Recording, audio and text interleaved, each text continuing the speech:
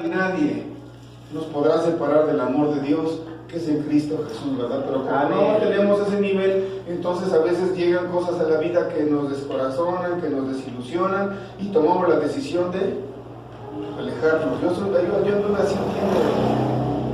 ¿Por qué? Porque iba a la iglesia y de repente veía algo que no me gustaba y me alejaba. En ese alejamiento lo que sucede, hermanos, es que empezamos a vivir cosas que no son correctas, ¿verdad? Empezamos a desenfocarnos, empezamos a cometer muchas equivocaciones, empezamos a tomar en poco y empezamos a perder el temor, ¿verdad? Porque de alguna manera sucede esto que usted va a ver ahorita, que lo que sucede cuando nosotros alejamos de Dios, empieza a suceder esto. Empieza a ver luz de repente, a veces no, y de repente pasa esto, que por fin un día la luz se apaga, ¿verdad? Así es. Entonces el ser humano cae en un estado difícil, ¿verdad? De necedad, de desagrado a Dios, de desobediencia, y en ese desagrado a Dios cometemos muchos errores. Por eso se recomienda que no nos alejemos del Señor, ¿verdad? Sea cual sea la situación que podamos estar atravesando, viviendo, tenemos que mantenernos firmes, hermanos, y adelante, ¿verdad? Yo tengo algo y es que he aprendido que a veces con Dios las cosas no son lo que parecen, pudiesen parecer como que están al revés, ¿verdad? Y de eso es de lo que vamos a hablar el día de hoy, ¿verdad? Porque parece que Dios actúa de una manera diferente a como nosotros pensamos, ¿verdad? Fíjese, hoy en día el ser humano le inculca a sus hijos, o esa es la ideología hoy en día de la humanidad, que nosotros tenemos que respetar a los hijos para que nuestros hijos nos respeten a nosotros. Y es una equivocación, ¿verdad? Nuestros hijos nos tienen que respetar, porque así lo dice la Biblia. La Biblia le dice a los hijos: honra a tu padre y a tu madre. Ahí no le está diciendo, honralos y te respetan, ¿eh? Que tampoco los padres no tenemos por qué faltarle respeto a nuestros hijos, ¿verdad? Gracias, Señor. Así es, amén. Pero la indicación para el hijo es que tiene que honrar a su padre, ¿verdad? Y a su madre. ¿Para qué? Para que los días se alarguen en la tierra que el Señor Dios nos da. Pero hoy la indicación del mundo es diferente. Hoy la indicación del mundo es: si tu papá no te respeta, no tienes por qué respetarlo. ¿Qué es para un hijo adolescente hoy en día, por ejemplo, una falta de respeto? Es que es mi vida. Tú no te metas en mi vida, yo ya puedo tomar mis decisiones. ¿Cuántos años tienes? 19, ¿no? Y a veces la gente piensa que por cumplir la mayoría de edad ya puede hacer lo que quiera, ¿verdad? Entonces de repente llega el papá y le dice al muchacho: hijo, no hagas esto, no te conviene, no te metas en mi vida, respeta. Hijo, pero es que yo sé que te va a hacer mal. Respeta, porque si quieres que yo te respete, tú me tienes que respetar a mí. La Biblia no dice eso, ¿eh? La Biblia dice que este muchacho tiene que honrar a su padre y a su madre, aunque tenga bigotes, ¿verdad? ¿Sí? Así es, amén. ¿Sí o no? Amén.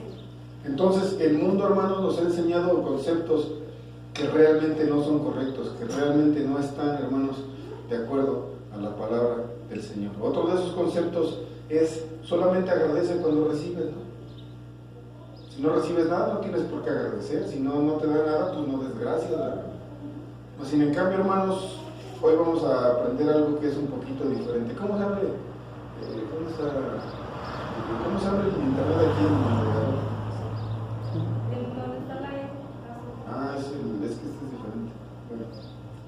Pero antes que nada, hermanos, yo quiero compartirles a ustedes un salmo. Ayer, ya ve que ya en el trabajo yo ando platicando con todos los compañeros y les hablo de la palabra del Señor. Y el sábado de la tarde, por cierto, hay servicio con el Señor que se dedica a la santería y con su familia.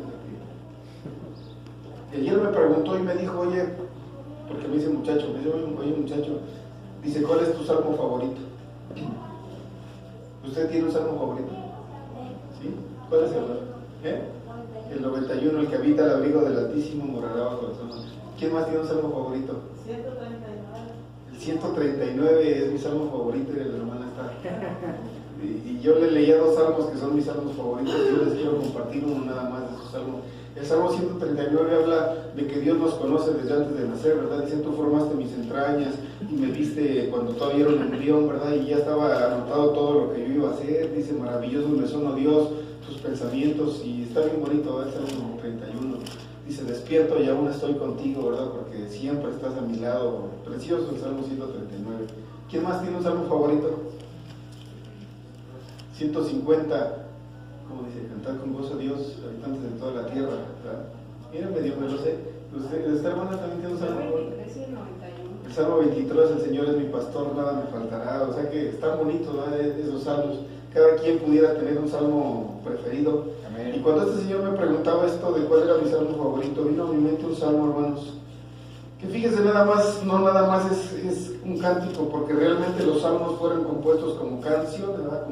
Como cánticos que el salmista lo mandaba para el que dirigía la orquesta, y el que dirigía la orquesta le ponía música a aquel salmo y se convertía en una canción, ¿verdad? Que con estos salmos se adoraba al Señor.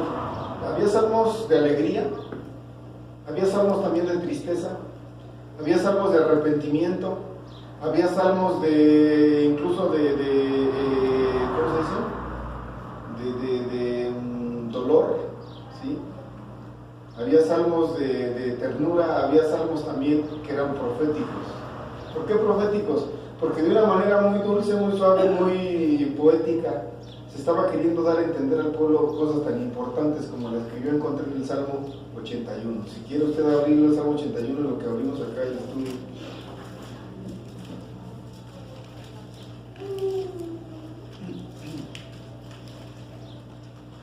El Salmo 81.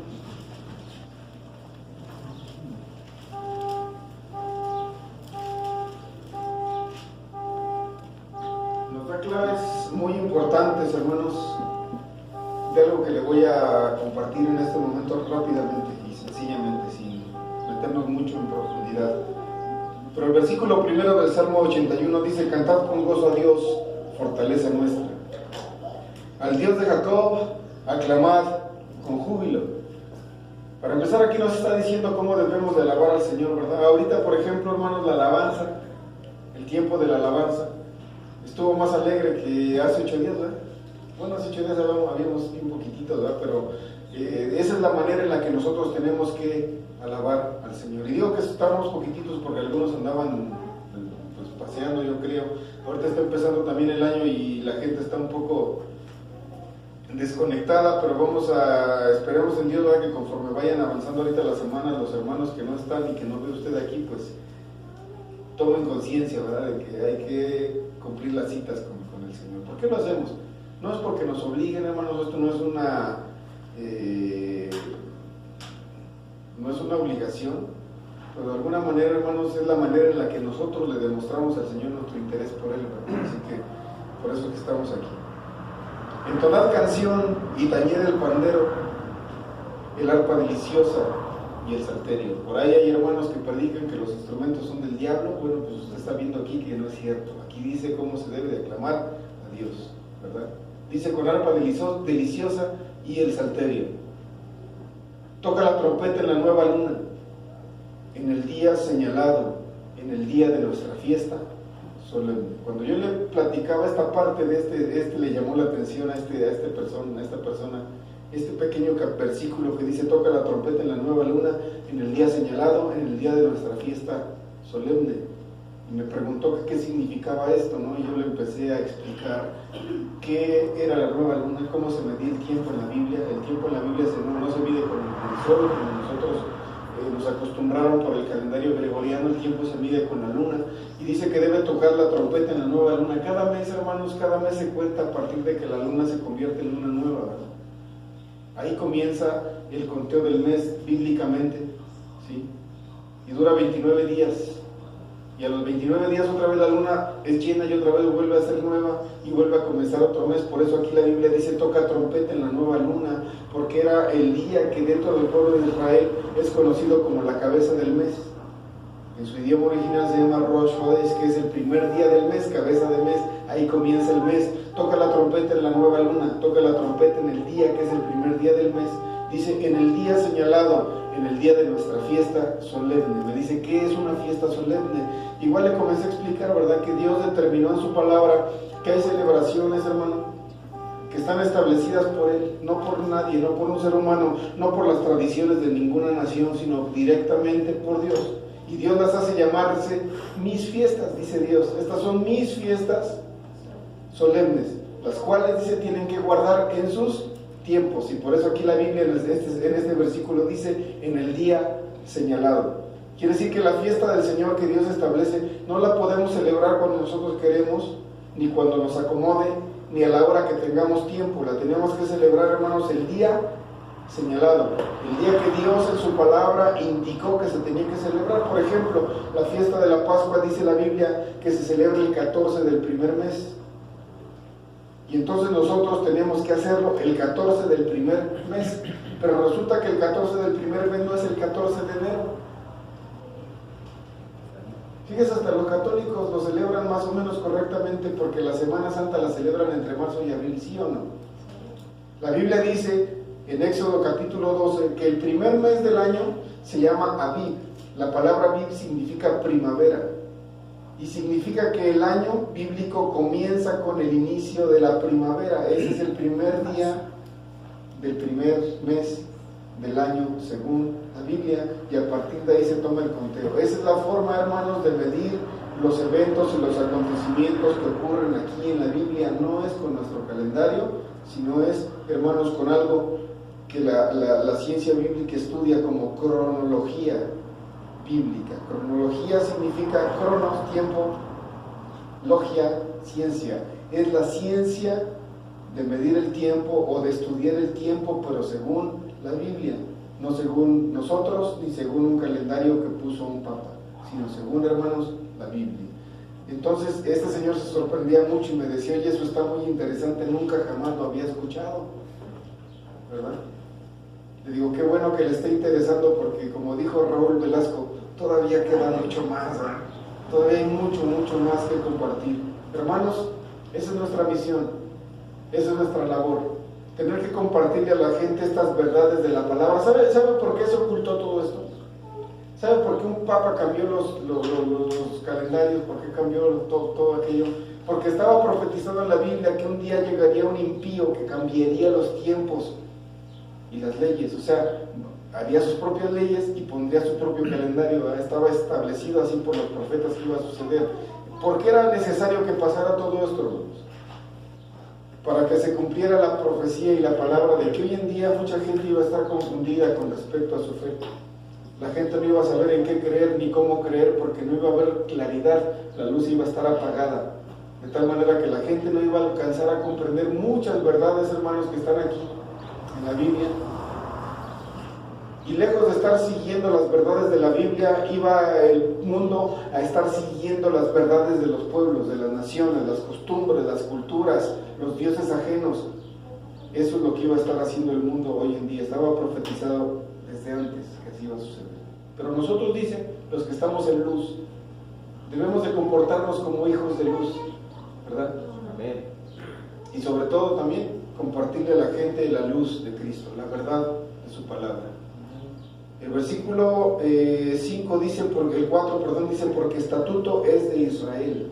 Estatuto, O sea, no es de que si quiere o no quiere, si usted ya lo conoce, ya lo escuchó, ya lo entendió, es estatuto.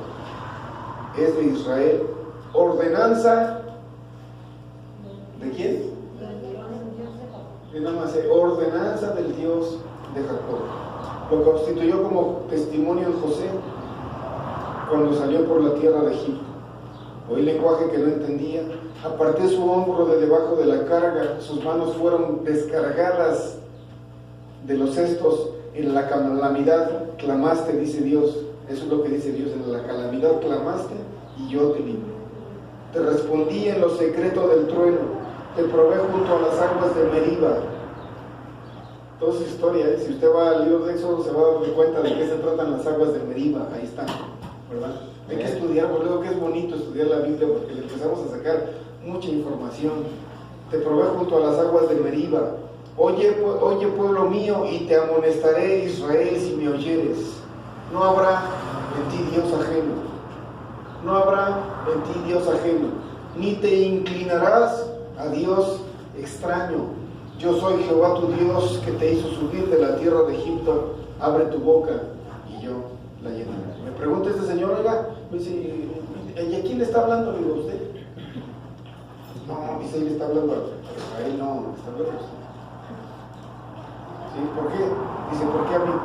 Le digo, porque Él es el Señor nuestro Dios que nos hizo subir de la tierra de Egipto. Yo nunca fui a Egipto, me dice el Señor, no conozco Egipto. Le digo, es que usted tiene que entender que no se trata de la historia, solamente nos está dando una semblanza de lo que iba a ser nuestra realidad, ¿verdad? El pueblo de Israel, hermanos, estaba cautivo ahí en Egipto, 430 años estuvo bajo esclavitud, ¿verdad?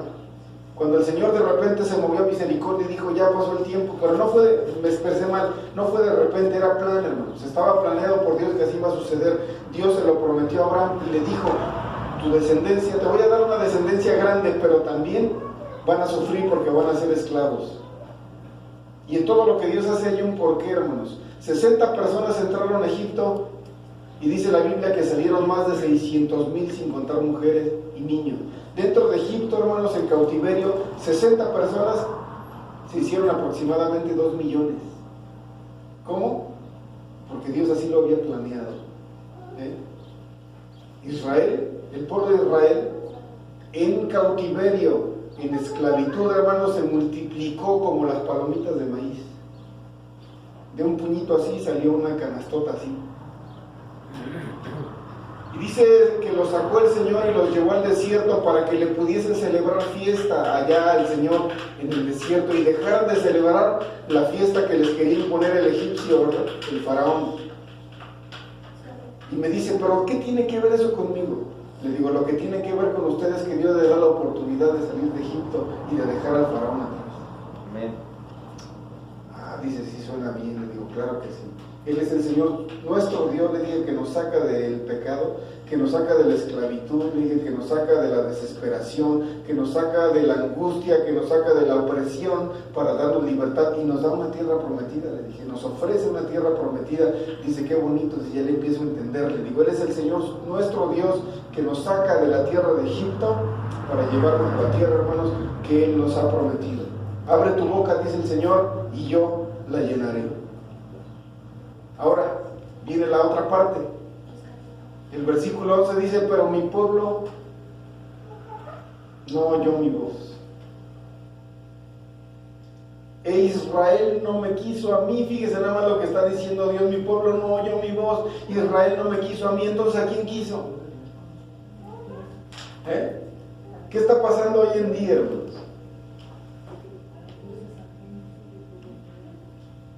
Yo he escuchado por ahí comentarios de no vayan con esos hermanos porque están locos, tienen una doctrina rara. Hablan puras cosas que los de Israel y que el Antiguo Testamento y que le buscan la forma. Hermanos, el pueblo hoy en día tampoco está queriendo a Dios. Amén. ¿Sí? Dice Dios, mi pueblo no oyó mi voz, Israel no me quiso a mí, quisieron todo lo demás, pero a mí no me quisieron, ¿verdad? Aceptaron sin problemas todo lo que les trajo otra religión. Por ejemplo, los cristianos hoy en día consultan el horóscopo, ¿verdad? Eso no tiene nada que ver con Dios. En la Biblia no está el horóscopo ni los zodiacos, pero sí tiene que ver todo con la religión de los persas, el famoso Zoroastro. De ahí proviene el zodiaco, ¿verdad? Dice Dios, no me quisieron a mí. ¿Por qué? Porque tienen un problema y en vez de consultar mi palabra para ver qué digo yo, se van a ver qué dice el zodiaco, ¿no? A ver si sus signos les favorecen.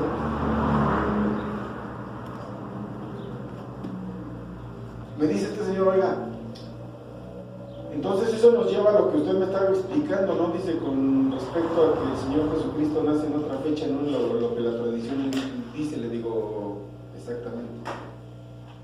¿Por qué le tiene usted que estar celebrando una fiesta? Le dije, a un Dios que tiene que ver allá con Roma antigua, el sol invictus. Porque si usted pudiera saber cuándo es la realidad en la que nace el Señor y celebrarle a Él, ¿verdad?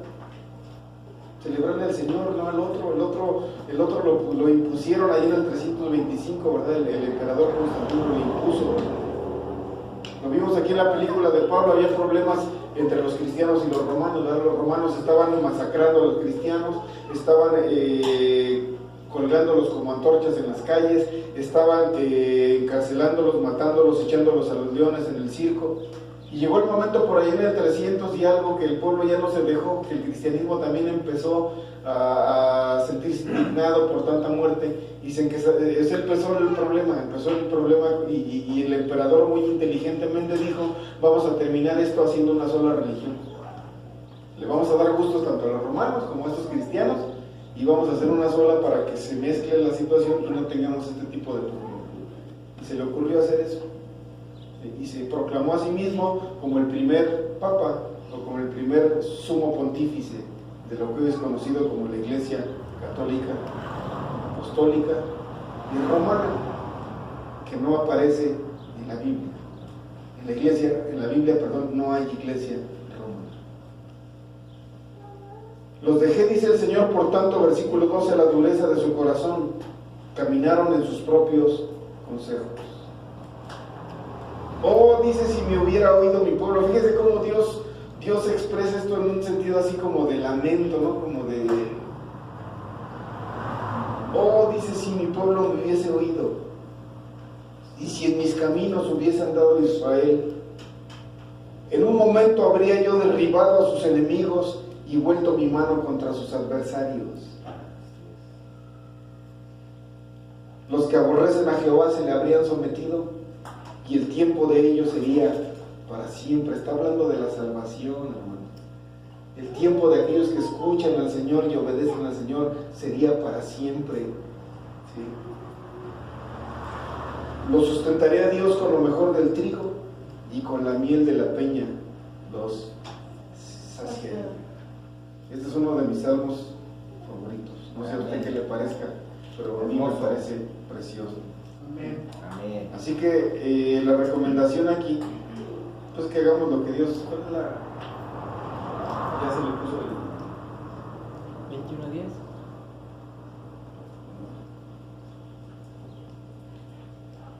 La recomendación, hermanos, es que escuchemos al Señor y que hagamos su voluntad. Amén. Muy bien, ahora sí, vamos a proseguir. No está muy largo esto que vamos a hablar hoy, pero es muy importante. Dice aquí que con frecuencia los seres humanos tendemos a ser malagradecidos.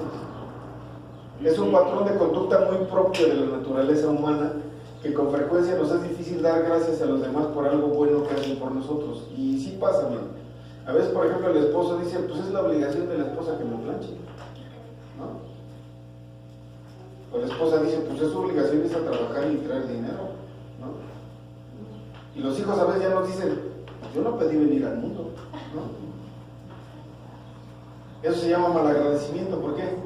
Porque si a mí me planchan un pantalón, yo debo dar gracias. Si yo les doy algo a mis niños, pues ellos me tienen que decir gracias, papá, o al revés, ¿verdad? El agradecimiento es algo que se ha perdido, hermanos, por la cuestión de que creemos que lo merecemos, ¿verdad? Nosotros creemos que merecemos algo y por eso ya no damos gracias. No valoramos, no apreciamos muchas cosas que quizá alguien más quisiera tener. No sé usted cómo fue de niño, pero yo sí era un poco remilgoso para la comida y veía que habían hecho verdurita y yo le decía, mamá, cómetelo, te hace bien. Fíjense cómo somos. Cuando en África, en Haití, en Venezuela, hay niños que están muriendo de hambre, ¿verdad? Y quisieran, hermanos, en serio, cualquier cosita que comer porque duele la panza de hambre. Ya les conté una vez la historia de cuando me dio hambre porque me compré un carro y duré 3 días sin comer, ¿verdad? Sí, se acuerdan. Me andaba yo recogiendo las nueces del piso que fue a tirar una señora ahí al jardín y andaba yo recogiendo las nueces para comerlas porque no tenía dinero, ¿verdad? Tenía mucho carro, pero el carro ni gasolina tenía, yo no tenía ni para comer, pero ya tenía carro. Me gasté todo en comprar el famoso carro. Y sentí hambre. Y lo sentí porque quise, ¿verdad? Porque en serio me daban ganas de pegarle unas mordidas a una llanta del carro. Pero eso fue por gusto, hermanos. Hay gente que en el mundo sufre hambre porque no tiene. Yo tenía la esperanza de que el sábado me iban a llegar a pagar, ¿no? Y dije, pues no le hacen, me la aguanto hasta el sábado como los machos, ¿verdad? Y sí, el sábado llegaron y me pagaron y fui y me compré mi comida y ya se me quitó el hambre. Pero hay gente que no tiene esa esperanza, ¿verdad? Que no sabe que no tiene que comer, ¿verdad? Yo he visto varios documentales ahí donde están los niñitos allá en África que incluso su pancita se les hace grande. No crean que es porque están bien llenos de comida, es porque no comen. Y el cuerpo, al no tener alimento en el estómago, lo que hace es que empieza a producir una reacción de líquidos gástricos y eso ya hace que sus pancitas, a esas pobres criaturitas, les esté creciendo así de esa manera. Hubo un fotógrafo, hermanos, que fue a documentar esto con fotografía. Le dieron un premio a este fotógrafo por estar, es una imagen que se hizo muy famosa, donde está un niñito africano con su pancita ahí tirado y detrás hay un buitre que está esperando que el niño se muera para comérselo. ¿Alguien la vio? Sí. Este fotógrafo tomó la fotografía, después fue a que le dieran su premio por tan gran fotografía y luego se suicidó de la tristeza porque no soportó todo lo que él estuvo viendo ahí. Nada más imagínense cómo llega o cómo puede llegar a vivir la gente. Y nosotros, hermanos, luego estamos de malagradecidos, ¿verdad? Ay no, guácala, ay no, yo no me como así, ay no, yo esto, ay no, yo aquello. Hermanos, hay que darle gracias a Dios hasta por un taquito de frijoles que tengamos, ¿verdad? Con arroz, mejor decirle gracias, Señor. Mucha gente quisiera tener algo que quizás nosotros tenemos la fortuna y la gracia de tener. El problema más serio, hermanos, es que de esta manera muchas veces también actuamos para con Dios. La intención desde un principio de Dios ha sido que el hombre sea bendecido. Desde que creó al primer hombre, Dios tenía la intención de bendecir, ¿verdad? No por nada los puso en un huerto donde tenían todo, ¿verdad? No sufrían, no carecían de nada. Pero esta gente, ¿verdad? En el principio tomó una decisión equivocada y decidió desobedecer a Dios. Dios quería que nosotros, de ser creación, pasásemos a ser sus hijos, con todos los beneficios propios de un hijo. ¿Alguien sabe qué beneficios tiene un hijo? Que Mario no creo que coma y deja al Paco sin comer, ¿verdad? Porque el niño tiene el beneficio de recibir eso porque tiene papá y porque tiene mamá. Pero también, hermanos, un hijo tiene responsabilidades. También un hijo, hermanos, tiene que seguir reglas. También un hijo tiene que comportarse como un hijo.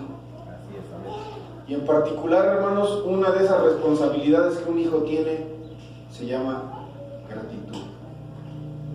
Se llama gratitud. Fíjese, yo no entendí esta parte hasta que me hice grande, ¿verdad? De chamaco también a veces no comprendía a mi papá y a mi mamá y luego les decía, es que tú no me entiendes. Y me decía mi papá, el que no me entiende eres tú. Pero un día vas a estar grande, dice, y vas a comprender lo que yo vivo. Un día tú vas a estar grande, dice, y así como te veo, dice que no quieres terminar la escuela. Seguramente vas a terminar trabajando en lo que yo trabajo. Y ese día tú me vas a comprender. Yo le decía, sí, cómo no. Ya mero. Yo voy a ser astronauta. Yo que voy a andar trabajando haciendo muebles.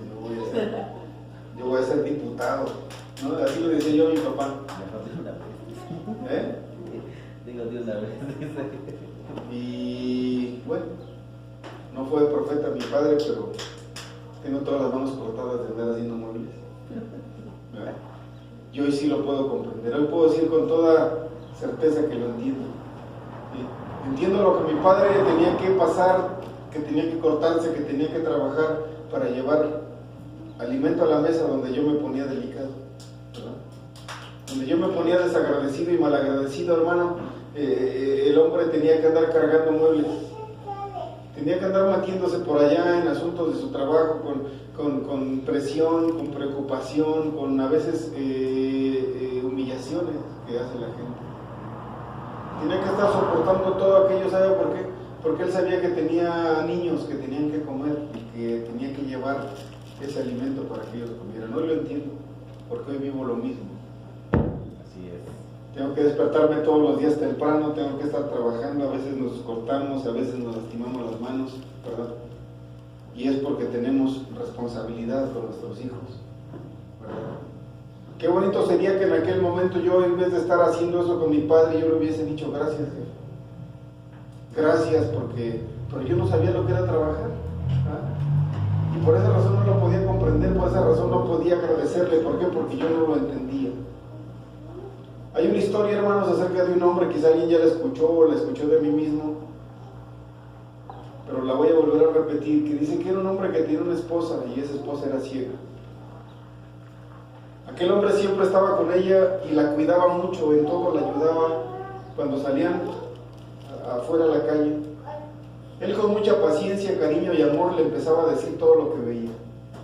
Si pasaban por un paisaje le decía, hay árboles y son así, y tienen así, y hay nubes, mira el sol está bien bonito. Y él le contaba todo a ella con la intención de que ella al no poder ver por lo menos lo imaginara, ¿verdad? Y él hacía esto porque la amaba, hermanos. Él quería que aquella mujer fuera feliz. Al escuchar todo lo que él le describía, aquella mujer lloraba porque ella deseaba ver todo lo que le estaban describiendo y el anhelo más grande que ella tenía en su vida era poder lograr ver todo aquello que le estaban contando, y ella decía que daría cualquier cosa por lograr ver. El esposo, cuando la veía llorar así, se conmovía, se angustiaba por verla llorar y recorrió muchos hospitales buscando ayuda y buscando una posibilidad, ¿verdad?, de poder hacer o lograr que aquella mujer, su esposa, viera. Y por fin encontró un hospital que le dio esperanza, ¿verdad?, que le dijo que la podían ayudar. Pero el detalle es que había una larga lista de espera y no había donadores para ella, que fueran compatibles con ella. Y tendría que esperar a que fuese su turno y también a que hubiese un donador. Entonces había en realidad esperanza, pero muy poca, ¿verdad?, porque no había ni donador y había mucha gente esperando antes que ella, ¿no? Ella, al enterarse que era poca la probabilidad, se puso muy triste y no dejaba de llorar. El esposo la amaba tanto que se desesperaba y seguía pensando cómo podía hacerle para ayudarla. Y un día se despertó temprano, la despertó y le dijo, te tengo una buena noticia. Arréglate, apúrate, porque ya hay un donador para ti.